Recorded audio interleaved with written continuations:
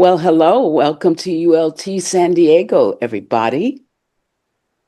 The title of the presentation tonight is Divine Kingship, Hierarchical Evolution with Wes Amerman and Judy Salzman. Really Wes? have a reading, one line from Blavatsky's Voice of the Silence. The path is one for all. The means to reach the goal must vary with the pilgrim. Beautiful. All right, we give you Wes Amerman and Judy Salzman. Wes, you're up first. Thank you, Monica. It's a real privilege to be able to speak today. I hope we can do some justice to what on the surface seems to be a rather odd topic, I have to admit. Divine kingship, for gosh sakes. We added the subtitle Hierarchical Evolution. And I'd like to add a question to that.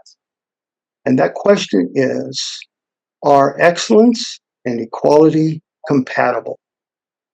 So that's where I think I want to start, is sort of on a bit of a tangent, but not exactly. I hope we'll see that it's quite relevant to not only to our topic, but to the questions that I've posed about equality and excellence. So our Western world is really imbued with the idea of equality. You know, no person is inherently superior or inferior to any other.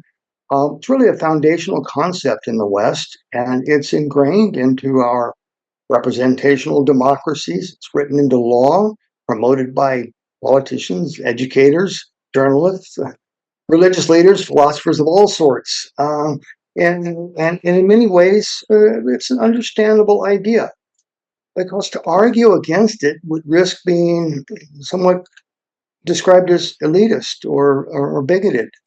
Of course, people have equal rights and should have certain things that are recognized as necessary to be human.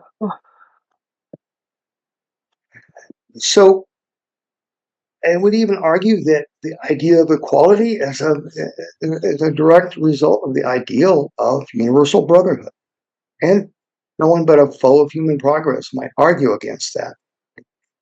But the idea of divine kingship throws up a little bit of a twist to this idea of equality, because while we recognize superficial differences amongst human beings, size, stature, skin color, religion, culture, and so forth, it's much more difficult for us in the West to say that there are ethical, intellectual, psychic differences amongst humans.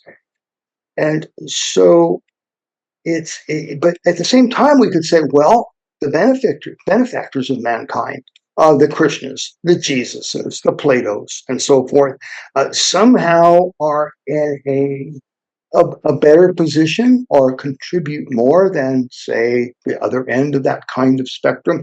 For instance, a Genghis Khan, who conquered and killed literally quite millions in the 13th century. So once we have these two views, I think it's helpful to try to think about them on the idea of excellence and the idea of equality in relation to the idea of divine kingship. The idea of divine kingship gives us another kind of pause, because we're all familiar, no doubt, with the Western history, 17th century idea of the divine right of kings. After all, you say any kind of, well, a great deal of the changes in the last couple of hundred years have been partly, at least, in opposition to that idea that God somehow has ordained certain rulers to be in the position that they're in. But this is not just a recent idea. It's actually something that's been around a long time. And we find it in other cultures. We find it in Egyptian culture. We find it in the caste system of India. We find it in even Mayan, Inca, Aztec culture, where humans are, the rulers are emissaries in one sense, or essentially divine in other ways. And so it's it presents something of a problem to examine this idea of external authority. And so I just thought, in order to look at the idea of divine kingship, we could say that there's basically two kinds of hierarchical worldviews. One static, we could say externally powered, the other dynamic and dependent upon internal authority. So I think we can dispose with the divine right of kings as not being particularly relevant to our subject. We will look at a little later presentation on the Egyptian pharaohs, and the idea that the gods themselves are incarnate in some way in the rulers. And we'll take a look at the Amarna period of ancient Egypt, some 1,000 years before Plato, as a sort of example of how those kinds of rigid systems can be challenged. I would argue also that in Plato's Republic, he puts a different twist on the idea of hierarchy. Basically, and without spending a lot of time on Plato's ideas, Plato suggests that society, just like individuals, could be ruled and governed by the best exemplars, the best principles in each of us.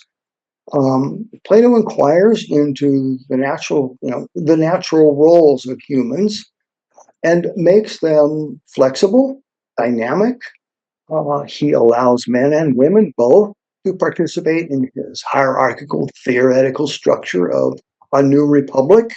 His idea of the society is derived from his examination of a question about justice. How do we find out what justice is? What's fair in a society and in individuals, amongst individuals? And so it's a good model to contrast with the usual view of divine right of kings or hierarchical cultures. We also argue that there are other philosophical traditions, and we'll look specifically at the theosophic worldview when we look at what we would call natural hierarchy. That if there is, in fact, spiritual progress of any kind, then there must be those that have achieved more of it than others. It would seem to the rational person, it would seem that there could be natural differences amongst humans because of the humans' efforts. Hierarchical evolution in this sort of view is not static, nor is it externally imposed. It's internally earned. And anything internally earned would seem to be the same way you have in a school educational system. Those that pass the exams and do well in that framework move on and take other roles they teach themselves at some point, for example. So it's not inherently unfair. And given the scope we get in theosophical ideas and thinking of multiple lifetimes, and for the karma and the past and opportunities for now and the future to work themselves out, it's a very egalitarian system, and in fact promotes growth, excellence, and equality. So it's not at all, out of hand to consider as a fair model for a useful view of divine kingship. Let's see here. So, with that as sort of an introduction, I would like to take a look at another idea here, and it's really important, I think, to look at this. I didn't realize it was Pink Floyd, but that's okay, folks. I'm ignorant in some of things. But It's the idea essential in theosophy and in fact in many philosophical and religious systems. The dilemma, one could say, between the one and the many. And that idea of unity, of one light and seven aspects, seven rainbow colors, that sort of thing, it's essential. It's an essential idea of Blavatsky's cosmogenesis. Each ray that comes from the unknown breaks into seven colors, and each of those again breaks into seven. And you could say down and down through substance as consciousness awakens after each period of rest, and consciousness takes on new forms. Blavatsky looks at it in a different way, using the idea of a drop of water. At the very beginning of Isis Unveiled, she says, you take someone who's never seen an ocean, put a drop of water in their hand, and by degrees, they can come to understand there's an ocean from which it came. So this is a different way to express this foundational idea. And it's essential because any discussion of hierarchies would seem to involve discussions about differences of these different, let's say, the colors of the spectrum. One is not better than another. It's a different frequency. In a different context, one could say, well, in our human bodies, would we ask the head and the heart to argue who was better or which was more important? On its surface, it's kind of almost a silly idea. But it's germane to this idea of differences amongst individuals, and germane to the idea of excellence as contrasted to equality. And I hope we're able to demonstrate today that excellence and equality are very compatible ideas within this framework of natural hierarchy, hierarchical evolution. Now, I debated a bit about putting this slide up at all because it's very dated in a way, but it was intended to demonstrate in an educational setting the worldview of Elizabethan England. But it's a fairly common idea, even amongst, I think, a lot of students of theosophy, that somehow all the kingdoms of nature, from the gods and men to animals and plants and minerals, are arranged in some kind of ladder, and it gets materialized as it, in a way, is done here. And so I added a slide just because I think it needs some clarification and context. So I thought there were two other images, two other ideas that help put the idea of hierarchy in a little different framework. One is the idea of the web of life, essentially you could say, an ecological view that sees all of life as an integrated whole, as part of a great web, a network of balance and of growth. The other image, a tree of life, which the tree has both visible and invisible branches and roots, and both are essential. They balance each other, and the elements of the web and the elements of the tree of life are shown in different contexts, different relationships, but they're all essentially part of that rainbow, one could say, of the various aspects of the one life. Well, I thought it might be helpful to look at a couple of other views other than Platonic and Egyptian, just for, again, another sort of context on hierarchy. And this particular slide is a beautiful statues in Thailand showing the various aspects of the Buddha, the aspects that are, you could say, universal, those that have to do with, say, the archetypes of nature and of that idea of divine kingship, if you will, in a different context. The idea of the prototype, and then the incarnated form of the Buddha, you could say, is the type. And Blavatsky in Secret Doctrine says this is an exoteric view, essentially, I guess, Northern Buddhism. But I think it's a useful kind of a model, especially if we look at it in a little different way, where she describes in the first volume a different kind of hierarchy of the Buddhas. And here we really have the same image or the same statue serving as the focus for this, but here it has different levels. It shows 5. She indicates there are really 7, beginning with the most universal, down through universal principles. She starts with Adi Buddhic, calls it the one, the monad, becomes Mahat, universal mind, and universal life. Again, that sevenfold aspect unfolding again and again, sevenfold sons of life that become the Dhyani Buddhas.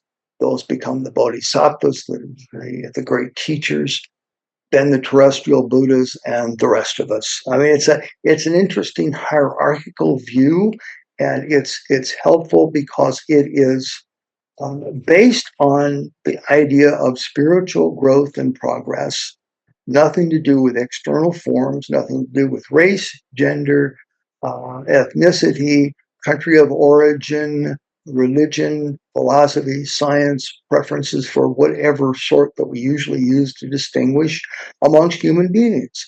This is you could say, a metaphysical hierarchy, but it shows that even amongst the great Buddhas, there are degrees.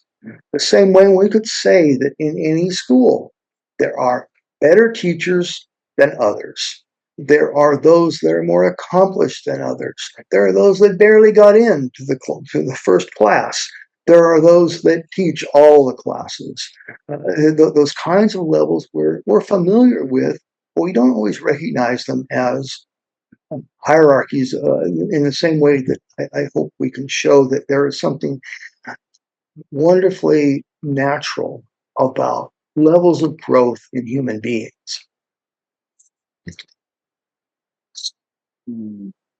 Back down.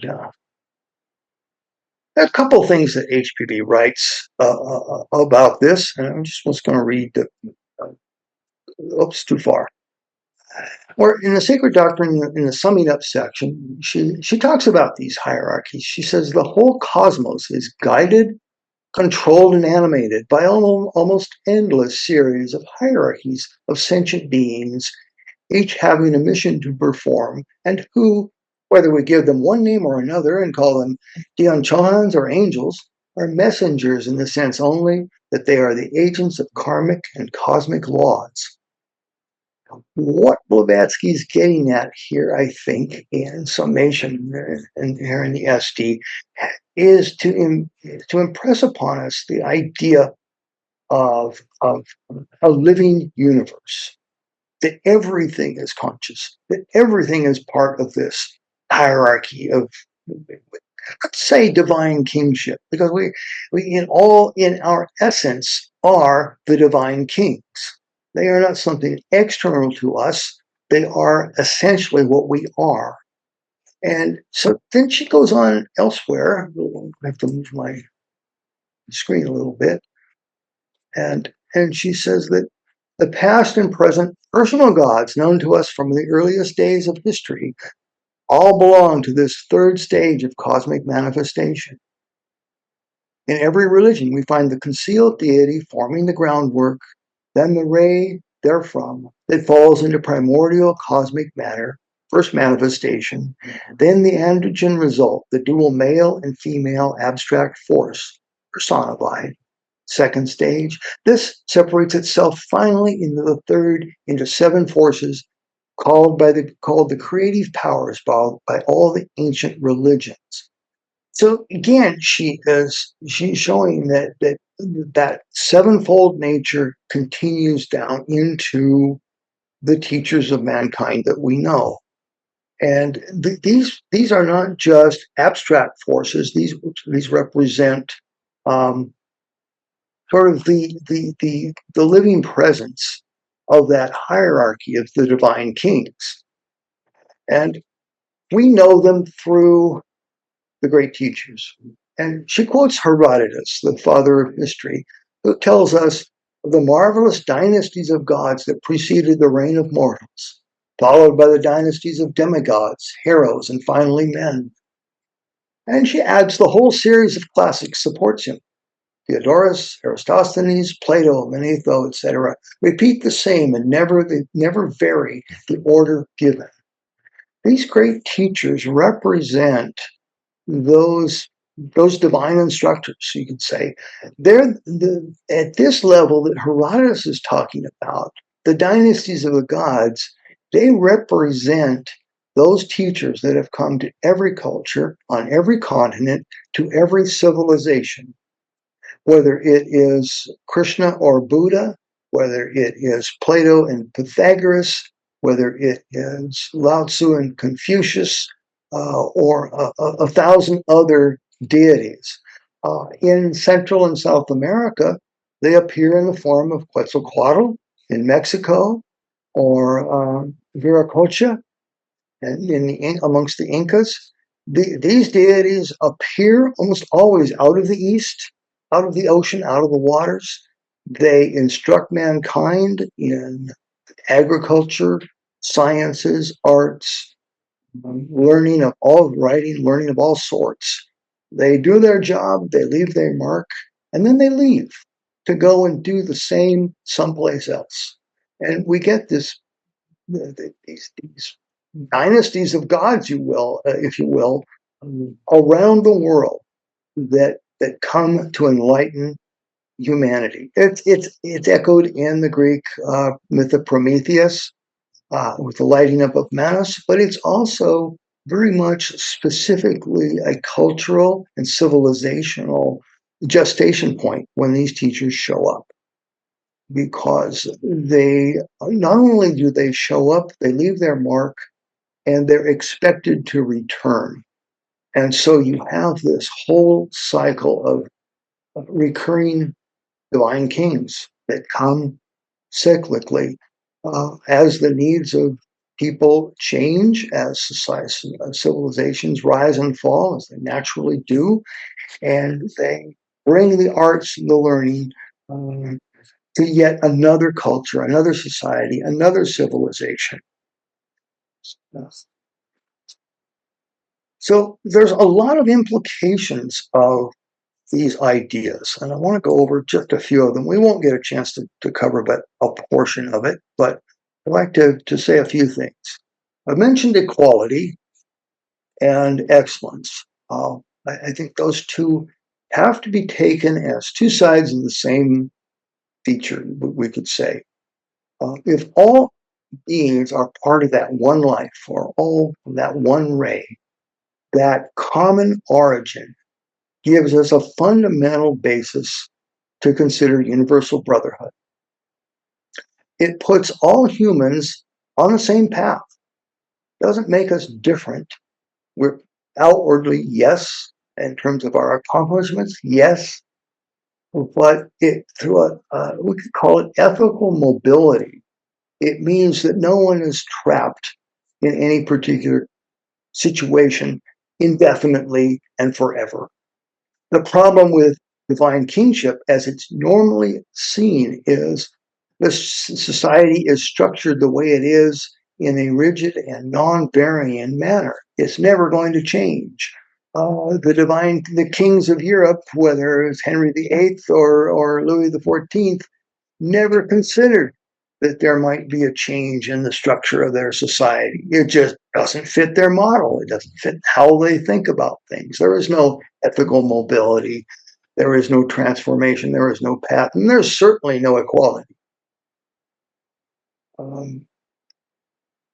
One idea I didn't talk much about, I mentioned education and so forth, but just the idea that in a dynamic chain a dynamic hierarchy. Um, every student eventually, if they do their job, they become the teacher. And they in turn teach someone who in their turn will teach. And if all beings are part of this great chain of life, this great unity, this great web, this hierarchy, if you will, again, uh, then everyone has a relative role, a relative importance, because we all come from that same common source. And in the East, in the Sanskrit, the term is Guru Paramparam chain, that each teacher again teaches the pupil who becomes the teacher themselves. An idea we didn't get to, and would certainly be a relevant idea for questions and discussion or another topic, another presentation, the whole idea of self-transformation, of alchemy. The idea of hierarchical growth means that there has to be effort, and we didn't find self-induced, self-devised efforts. But for human beings, we're at that point where those things matter. It doesn't happen automatically. As much as we've argued that um, hierarchical evolution is not static, neither is it automatic. It doesn't come because we wish it to come. It happens because we engage in a process of self-alchemy, self-transformation, of self-effort, and keeping that self-effort in mind always, that it involves helping others, it involves passing on that torch along the chain of teacher to pupil and teacher to become a teacher again. Self-transformation requires effort. It requires work, um, and makes possible all of the dynamic aspects of what we call hierarchical evolution. Um, a final idea that I think is an important implication of this theme is the idea of initiation. And we may touch on that perhaps when we get to talking about ancient Egypt for a bit, but initiation is really the lesson. It's the core of Western ideas about resurrection. Um, what is resurrected is you'd say, our spiritual nature once our vehicles are under control. Once we have our self-transformation process done, then we could say the benchmarks, the road marks are what we would call resurrection. Resurrection, as it's viewed in the past, and frankly, we have Easter coming up. I'm sure there'll be a presentation on Easter very soon. Resurrection has to be seen in the context of initiation. Otherwise, again, that is something that happens only to the elect few or one, depending upon one's religious preference, and leaves out the rest of life. Um, everything is on this path, and it requires this view of hierarchical evolution, divine kingship, requires us to rethink terms and requires us to re-examine our first principles. And by the way, this little view here of Egyptian deities and so forth, I thought was kind of an interesting thing, and I'll just comment a moment on it.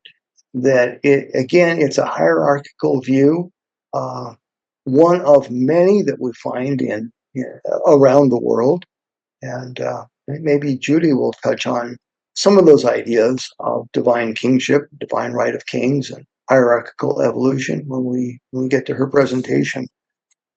So I'm going to stop now, and I thank you for your attention, and I'll stop screen sharing. Judy, I will turn it over to you, my friend. Thank you. Thank you, Russell. Winding down. Wes. Okay. Let's see here. Stop sharing. You're very welcome, Judy. Pleasure. Thank you. Go What ahead. do I continue screen share? Cancel? Yes, go ahead. Okay. Yeah. All right. Oh, and I should say we'll take questions. I think when we get to a break after Judy's presentation, if that's okay. Is that right, Jonathan? Do we normally do that? Sure. Speakers. Okay. Fine. Okay. This isn't right.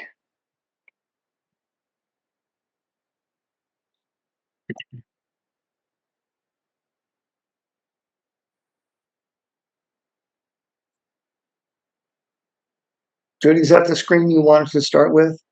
No, I don't. We're going back there. Okay, great. Oh, here we are. Yes, well, I very much appreciate Wes's ideas about divine kingship and the idea that, in a sense, we're all equal. We start out equal, but we don't wind up that way. And it's probably because of how people apply themselves in life and in their endeavors. Now we need to go to the next slide. Yeah, all right.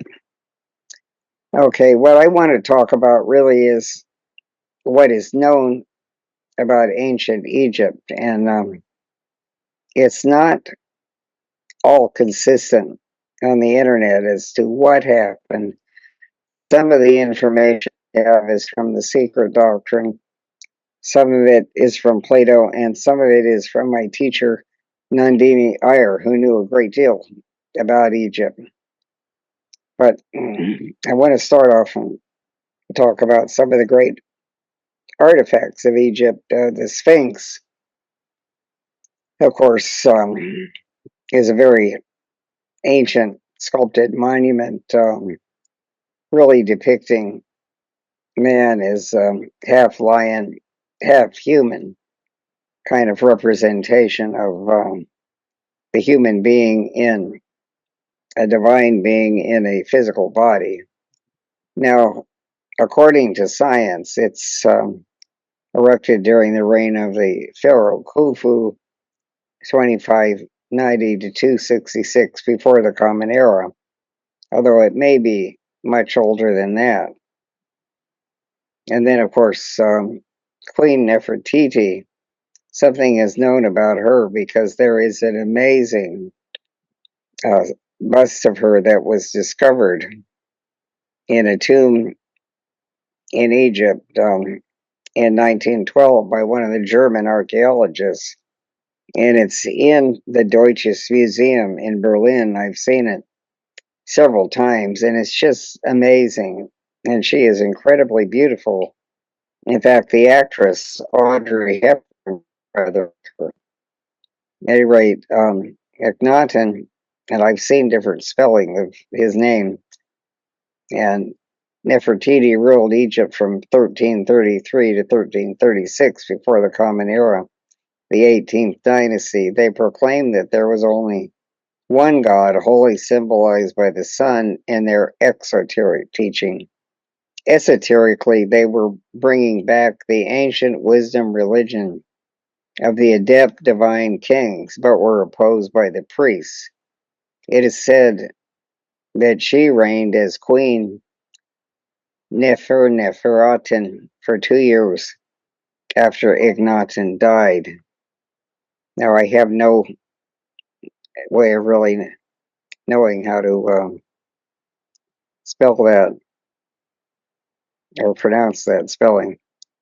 At any rate, let's look at some of the ideas. And now, the ancient Egyptian religion, according to the secret doctrine, although there are different names of gods than Aten, it was the one god that exoterically is considered by Akhenaten to be the main god of the hierarchy of all gods, and of course the only god, really. But it's said in the secret doctrine, for one thing, many ideas that are quite common to the ancient wisdom religion. The Egyptians believed that every human monad would be seraphized or raised to a higher level. Osiris inhabits the moon, dies, and is born again. And the Egyptians, of course, believed in reincarnation. The first human ancestor was the moon god Thoth Esman. The Egyptian egg stands upright, symbolizing rebirth. Ra remains in the egg, and this was the old name for the sun god Amun Ra. The crocodile was the symbol of the pharaoh and the sun. And there were 7 main gods of Egypt, of whom Osiris was the chief. Town, like Fohat, was a protean god, generating other gods, and there and the unsated cross of Tao was the symbol of eternal life. Of course, that is a very ancient symbol, the cross, which is found in just about all cultures. Ta is the Egyptian creative intellect, as was the nous or logos for the Greeks. The priests concretized these teachings to make the symbols stand for the reality and to convince people that they were inferior and could not survive without blind ritualism.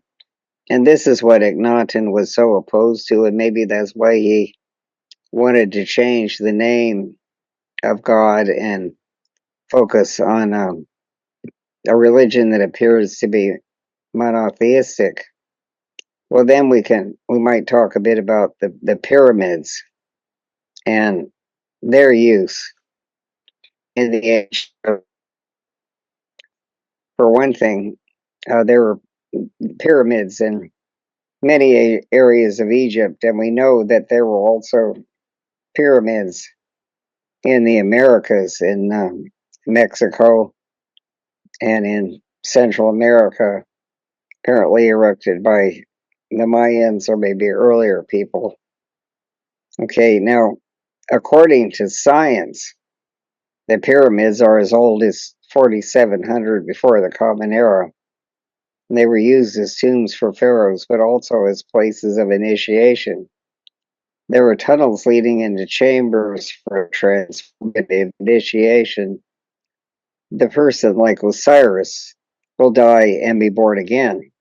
The oath included the penalty of death for revealing any sacred word spoken in initiation. These words and rites led to higher consciousness and could not be misused.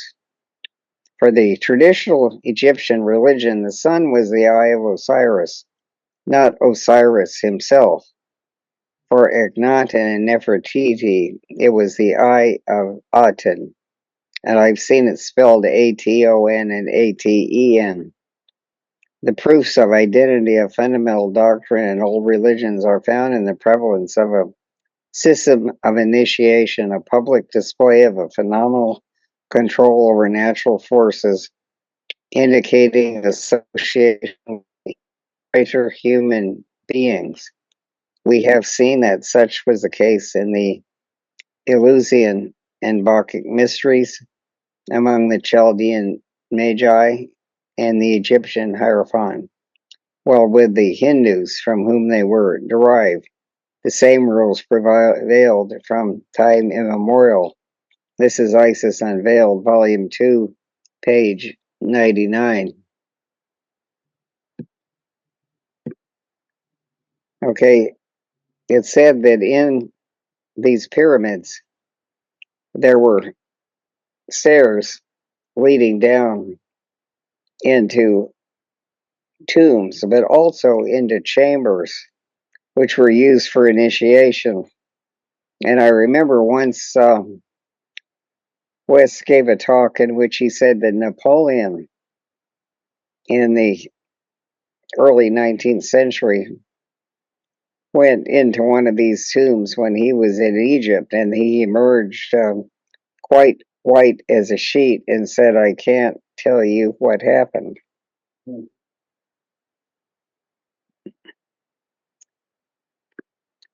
Right, and of course, this is the unsated cross, which was used in Egypt to symbolize eternal life. and which you will find in the symbol of the Theosophical Society. There also is one slide which we missed, so I'm not sure if I can recover it. Okay, here we are. Going back to Plato's teaching, there is a part in the dialogue Timaeus called the Tale of Solon. An Egyptian priest told Solon, the disciple of Plato's Academy, of the sinking of the last island of Atlantis, about 11,000 before the Common Era. According to Plato's Timaeus, the wise adepts who survived the deluge came to Egypt and instructed the people there. These were benevolent divine kings who taught that everyone had the ability to raise themselves to a higher level. It is thought that they understood the nature of magnetism and could raise stones to construct the pyramids. According to Plato, Prehistorian, this is a book, and the Timaeus, Atlantis went down in this way. Now, in this island of Atlantis, there was a great and wonderful empire which had the rule over the whole island and several others, and over parts of the continent. And furthermore, the men of Atlantis had subjected the parts of Libya within the columns of Pericles as far as Egypt, and of Europe as far as Tyrrhenian. But the afterward there occurred, I think there afterward got eliminated, violent earthquakes and floods, and in a single day and night of misfortune, all your warlike men in a body sank into the earth, and the island of Atlantis in like manner disappeared in the depths of the sea, for which reason the sea in those parts is impassable and impenetrable, because there's a shoal bed in the way, and it was caused by the subsidence of the island. This is in the Timaeus, translated by Francis MacDonald Corford, that particular dialogue anyway. The men of Atlantis become very wicked sorcerers and when destroying cities with lasers created by harnessing the sidereal energy of the Earth's axis. The world's flood myths, such as the one about Noah in Genesis and other world myths. So H.P. Blavatsky says in Secret Doctrine 1:419, in the Esoteric Doctrine 1 takes place before the building of the solar system. She's talking about a war there. Another on Earth at the creation of man, and a third war is mentioned as taking place at the close of the fourth race between those of the fifth race and the sorcerers of Atlantis.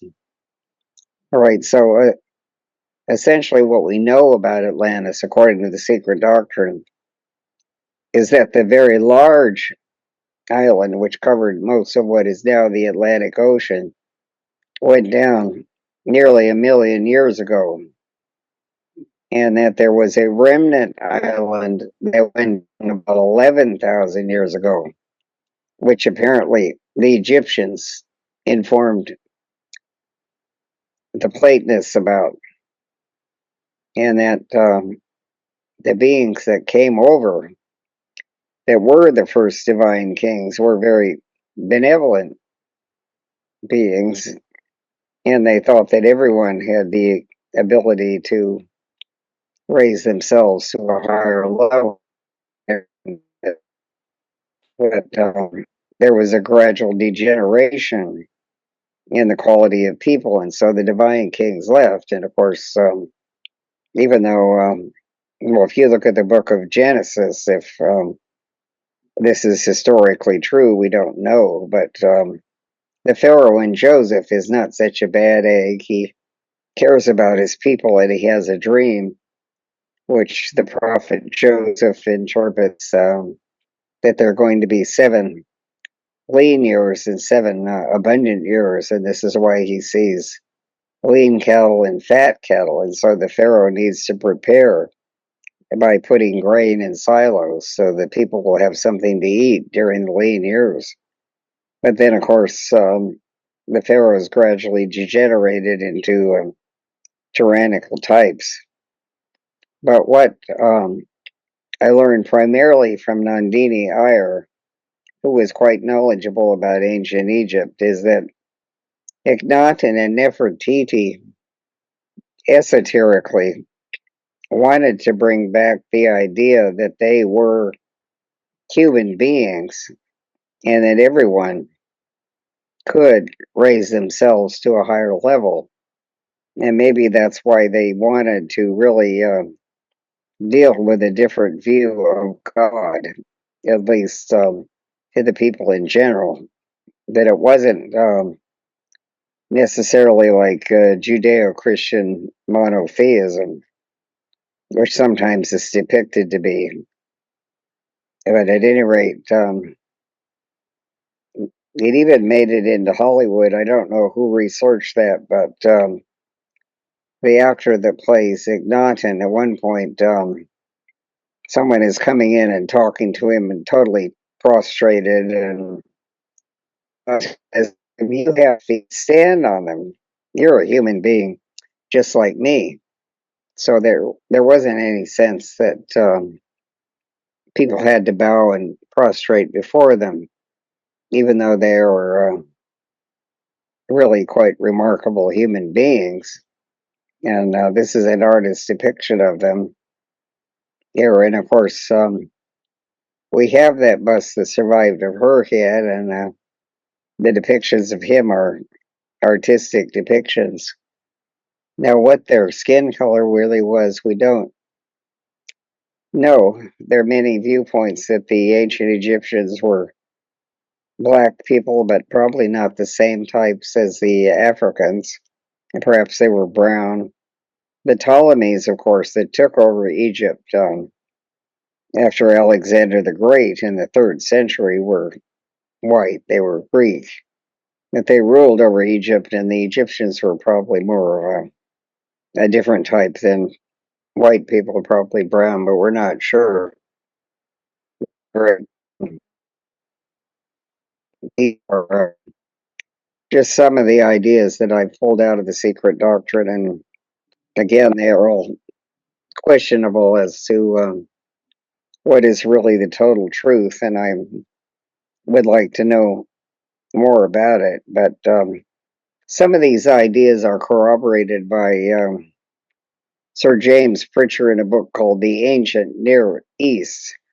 And he is not a theosophist. He was an Oxford Don and professor, and he wrote a very remarkable book in which he talks about how so many of the stories in the Bible, like the story of Joseph, totally parallels the story of Sinewe, about a young, good-looking man who is seduced by an older woman and has many problems as a result of it.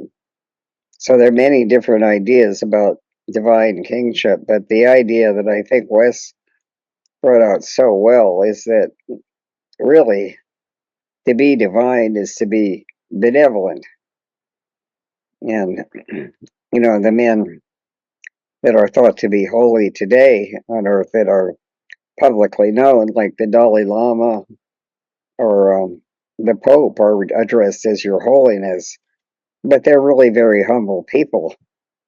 They don't claim any kind of godhood or anything of that sort. So I think we can open it up for discussion here. And I think we have a lot to dialogue about. Thanks, Judy. Well done.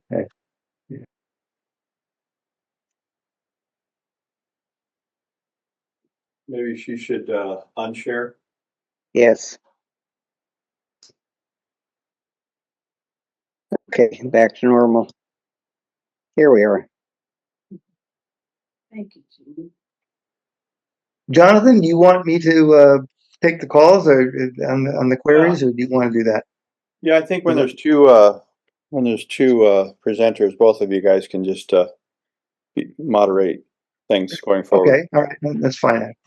So, Hiro, you have a question? Go ahead. You had a hand earlier, and I hope we haven't delayed you too long. Go ahead. Thank you, Wes. Fascinating, both of you. Hmm. I wonder about how the Brahmin the Brahmins how they hmm, arose, and because I saw your chart about hierarchy, could that be could that fit into that scheme? How the Brahmins arose and maintained the Vedas and sort of became, I guess, very important, and the other castes or people kind of supported them for a long time. Thank you. Well, it's a great question, Haro, and I am not an expert at all on the Indian caste system. So if there are those that are more familiar, can answer better than I can. But it's reminiscent of the beginning of the fourth chapter of the Bhagavad Gita, where the teaching is handed down from one teacher to another, and eventually, over time, it gets mishandled and forgotten. And caste systems develop because societies change, and people feel the need to have and exert some sort of control and authority. So it's very old in India, and there have been attempts to reform it. And since the Buddha was a reformer of the caste system, because everyone could become a follower and could enter the path. Uh, but if anybody has insights into that, speak up, because it's like any other culture. We find very similar parallels, not exact but close enough. The Indian system, those in the Americas are rigid systems, and Judy, I know you can say more about this than I can, so I'll let you. I've studied Hinduism fairly carefully in religious studies, and I know there is in the Veda, the Purusha Sutta, the primordial man, and it said he's divided up equally with the Brahmins being the head, the Kshatriyas the arms, the Vaishyas the thighs, and the Shudras the feet. Well, the human body doesn't function very well without all of these parts. So it never mentions that these are unequal. I mean, we need people to do our work, like our common housework. We need people to handle money and do business. And we need people to be leaders and warriors. And we need people to be thinkers and teachers. That's all. And it never says that you can't move from one caste to another. I mean, the kind of social restrictions and horrors that have happened in India in the caste system, which Mahatma Gandhi opposed so much, never should have happened. This idea that the twice born, meaning the Vaishyas, the Kshatriyas, and the Brahmins were superior to the Shudras. And then, of course, the idea of untouchability. They wouldn't even allow these people to be allowed into the temples. They were considered militia, like us Westerners, which is a word that kind of means like trash. So it was very unfair. And I think, for what I can reconstruct about ancient Egypt, is that really, originally, the Egyptian religion, like the Zoroastrian, although in very different terms and language, was very much like the wisdom religion. And I think, at least according to Nandini Iyer, who was very knowledgeable, my teacher, she said that Akhenaten and Nefertiti were trying to bring back these ideas, and they weren't claiming to be divine or anything of that sort as pharaohs, and they were trying also to make Egypt a good country. They didn't want to go out and conquer other countries, and of course the priests didn't like this because the priests had a lot of control over people because they felt they needed their rituals and they needed their knowledge, and also there's a lot of controversy about the pyramids. Now, I haven't seen the pyramids, but I did see Stonehenge. And they try to convince you, they give you an audio now when you walk around Stonehenge and you learn how thousands of slaves were beaten into raising like 20-ton stones 20 feet in the air with no modern technology. I mean, it would be impossible, really, to do this. Unless they were either people who knew a secret of magnetism could raise these stones, which sometimes are referred to as Merlin's engines, or they were giants, the other possibility. So I don't think that either the pyramids or Stonehenge were built by people like us without any technology. I think it would have been an impossibility. And it's very possible that the pyramids are very much older than, one of the carbon dating dates is given of, about 47,000 years old. They may be much older than that. They may have been built like 10,000 years ago, somewhat after the fall of the last island of Atlantis. Thanks, Judy. Yeah, it's good to have a perspective on this. Caste systems become embedded in societies, and there are still rigidities in our own, our modern culture. So it's not. It really is a reflection of human nature, and it's why Plato, in his Republic, suggested that a different kind of model, a dynamic model, ruled by the best in each of us, and that's allowed the natural interests of people to be a part of where they end up and what their roles are. It's not determined by outside authority; it's determined by their own nature. So let's again, Harold. I hope we've answered your question as about as well as we can. It's one of those features of human nature and of our history that just we can give an outline of a reason, but the specifics of the history are very, very old, as Judy has indicated. And so it goes back a long ways to a time when the cultures, the Vedas were orally transmitted. So how it became rigid, I think the historians have some clues on it, but I'm not the one that could answer very well. Thanks, Judy, for helping out on that. Laura, we'll go to you and your question. Go ahead. Comment spoke much to my question in the idea that, with especially the image where you had the divine Buddha down to the human Buddha and all the different Buddhas in between.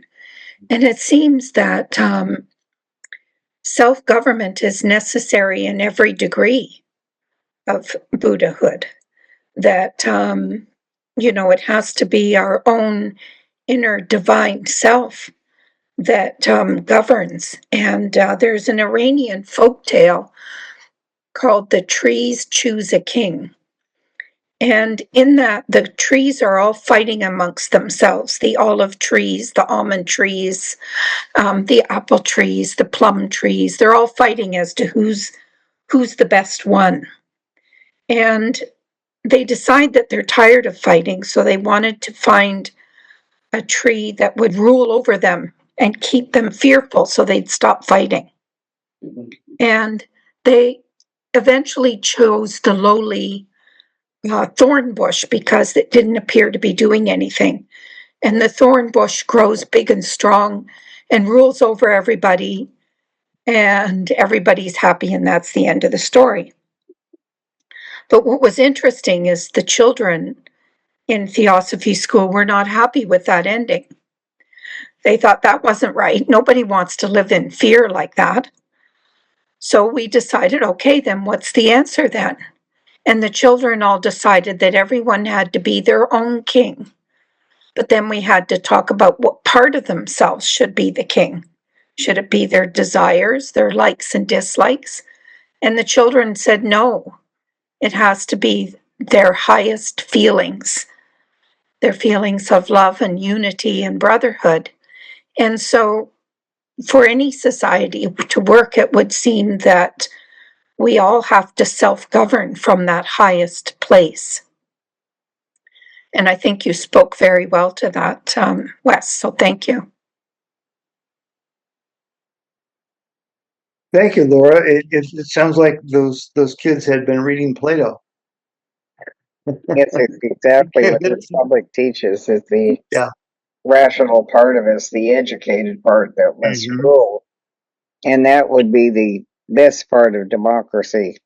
Democracy is mob rule, is a terrible form of government because it could lead to tyranny, according to Plato. Be self-government, doesn't it? There has to be self-government, self-induced and self-devised effort in order for democracy to work.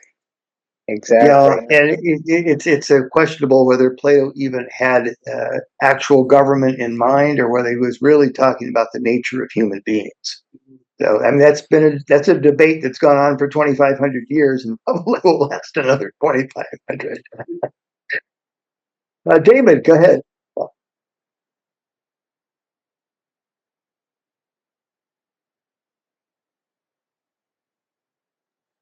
David, I see your hand. You'll have to unmute. Oh, I apologize. No problem. Again, thanks for all that you brought out.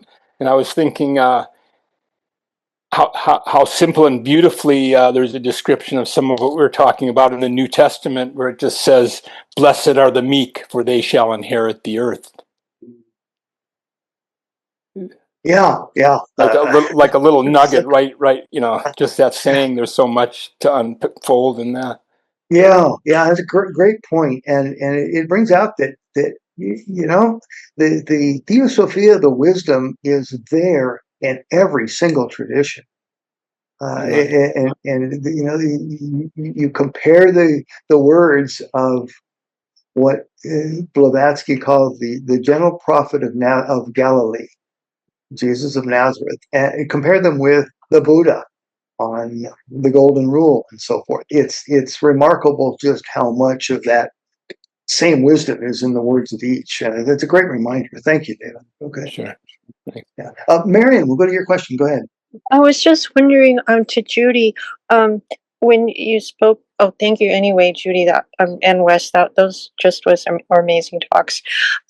When you mentioned Napoleon going into the pyramid, am I correct? Am I recalling that correct?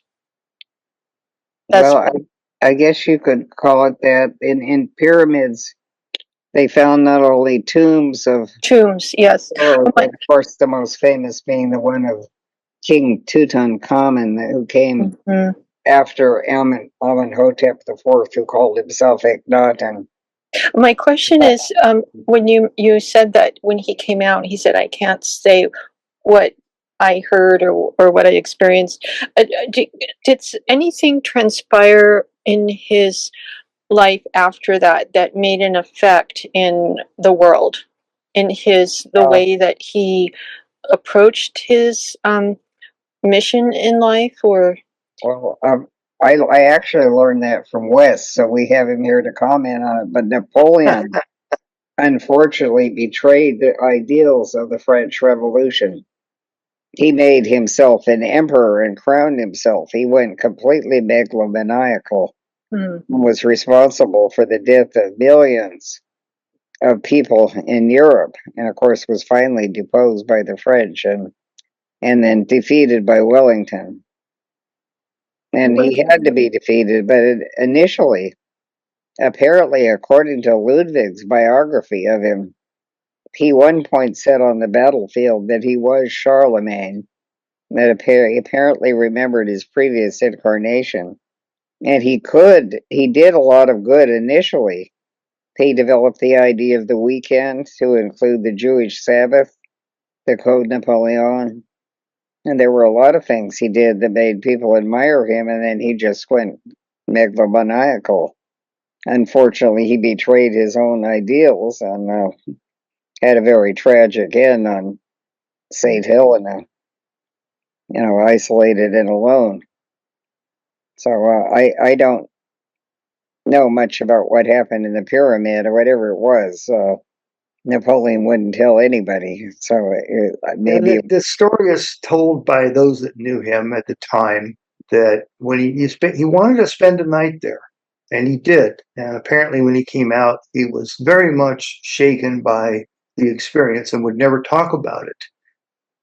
Napoleon's a mysterious figure. I mean, he had the fellow they called the Red Man would show up at odd times in his life, and his counselors related later that whenever he followed their advice, he did well. When he didn't follow their advice, he failed. Well, he failed in Egypt. I don't know whose advice he was trying to take, but the British beat him there and he had to leave. But he kept trying and eventually, led to disaster. So, but others have reported odd experiences in the pyramids. You think about just the physical location.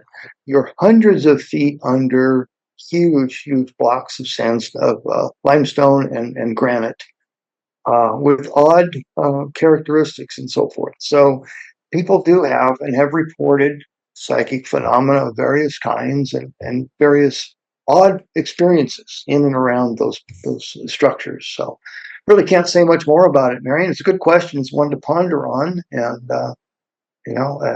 the whole history, I mean, that's recent. It's a couple hundred years ago, but the pyramids go back thousands, as Judy's indicated, perhaps much older. And the evidence is there that it's they're very sophisticated buildings. So hard to comment on that at all. Thank you. We have another. Well, it says on my screen, podium computer. Jonathan, is that you? I'm on the podium computer. Hopefully, I'm not a computer. Well, Napoleon couldn't have been all that bad if he had the idea of the weekend. That seems like a good plan. Well, he also ended the Inquisition, so and started education on a better basis. But yeah, still a difficult character. Yeah. Yeah. Well, I wonder if you could speak to the idea of cyclic evolution in relation to this, because the non-cyclic evolution would be that we kind of evolved in a Darwinian way. Well, even the kind of the personal God idea and the non-cyclic evolution are really come down to the same thing. One is that we're these kind of random creatures, and then the non-cyclic evolution is that we kind of evolved out of the slime, got more complicated somehow, and then we got really complicated, and then some people are the kings and some people are not. Whereas the cyclic evolution would be totally different than all that, wouldn't it be, in relation to our topic? Yeah, that's a good point to bring up, and we really only touched on it a bit.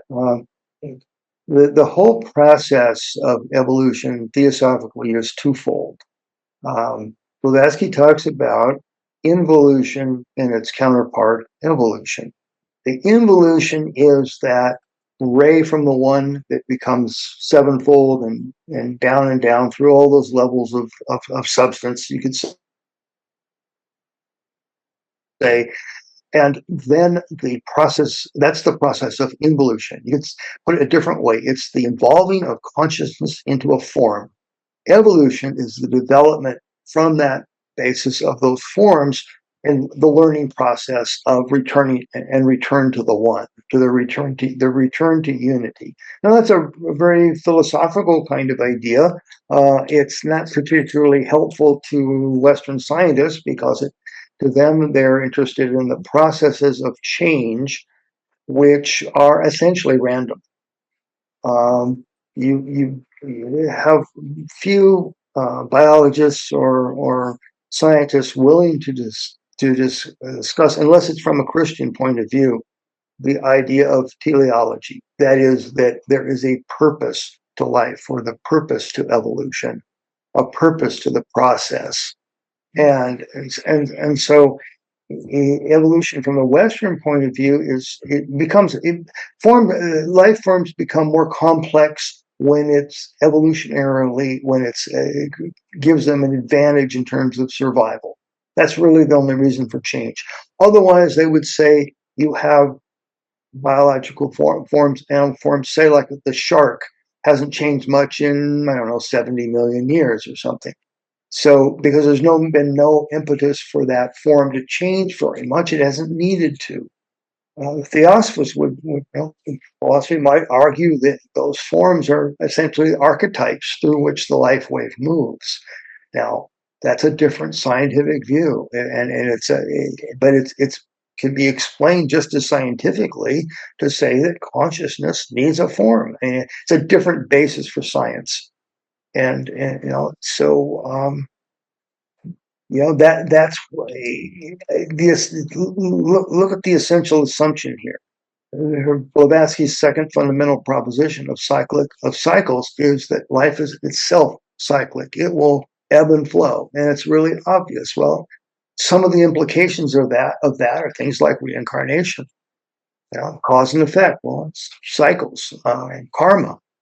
But so evolution follows that pattern because it necessitates consciousness as an integral part of life itself.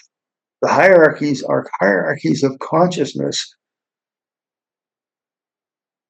not because of external forms, but because of the needs of that consciousness. I don't know, is that helpful? Does that get us maybe help us catch up a little bit on the idea of the theosophical view of psychic evolution and hierarchies, and the linear one of science. And what do you think about the idea of, it seems like all these ages and epochs, they start at kind of a high level, and then they kind of degenerate over time. But it seems like they start with like at a golden level, and silver, then bronze and iron and stuff like that. And how might that tie in with the idea of that we really kind of come from the gods in some ways? Interesting thought, yes, and I'm glad you brought it up. Around the world, most cultures historically have the idea that they are derived from the gods. That is, in some form or another, it's the divine that becomes incarnate. In the West, we're the culture that believes we evolved from apes, or some variation there. So yeah, it's a different worldview, and I think it's important to understand why scientists have the view that they have. And one of the reasons that they do is that the abuse that they inherited from the religious authoritarianism of previous times was so great. And the Inquisition and other attempts to control thought, control life, and control people. Once that was removed, it gave science the freedom to investigate, to explore, and we have to respect that. There's a great value in that, but it brings with it a worldview that says we're only going to look at the things that we can examine, weigh, and measure.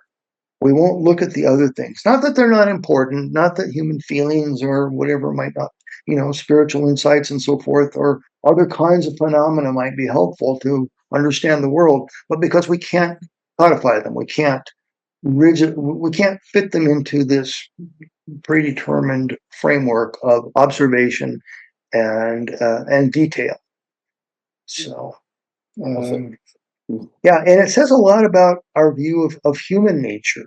If all we are is biological creatures, then the ethical dimension is difficult to justify. You know, and having a moral compass doesn't always make us a lot of money or gain social prestige or anything, retain political power. But those are the things that in the West we value a great deal.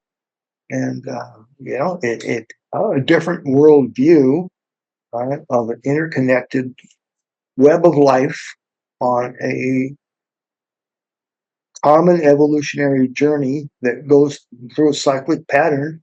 That doesn't fit our immediate, you know, personal needs. So, Judy, did you want to jump in there on that? Well, I want to say the unsighted cross, the Oh. Tao, is a symbol that the higher self is always with us. And in the West, of course, we gave up the idea of kings in the American Revolution with the Declaration of Independence and the Constitution. But the Egyptian pyramid is on the dollar bill, and of course, it's separated with the eye not quite connected to it. And I understand this was actually put in by Henry Wallace, who was Roosevelt's vice president for a while, and he was a theosophist. uh-huh. Roosevelt dropped him when he ran for president. I think this third or fourth time it was then allowed. And we were very close then to having a theosophist as our president. But we didn't. We had Harry Truman. But at any rate, in the West, I think we still have the idea that there's something very sacred about the human being, and even the beginnings of this country were really started with the idea that there's something very sacred about the common man, and even like what Whitman wrote about the masses and the importance they have. So I think this all connects back to ancient Egypt. I mean, we have an obelisk in Washington, D.C. They call it Cleopatra's Needle. It's the Washington Monument. And of course, he was a very strict Mason, Washington, and some of the other founders like Franklin. So I think there's still a connection we have going way back to these ancient traditions. Well, thank you both very much. Our time is up, and really appreciate all the way from the metaphysics of the white light and all the colors, and all these different. Oh, and that especially that one slide that showed all the different orientations from to think about hierarchy, and also the in-depth presentation on Egypt, and that was very uplifting, really. So thank you both very, very much.